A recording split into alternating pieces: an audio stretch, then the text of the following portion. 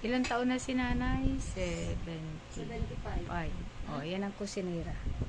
Say mo, ang nanay, Anita. Siya ang nagluluto. O, say nyo. O. Si nanay, yan.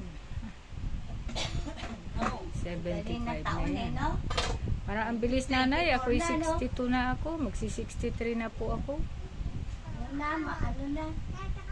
2020 po, sana maganda naman ang pasok ng 20 sa atin. Si mother. Adobo. Experte ni nanay. Malayo tayo sa sakuna lahat. Yan. Adobo. Ang experte ni mother. O, sa inyo. Papalambutin mo muna yan. Ha? Ang manok yan, inadobo mo.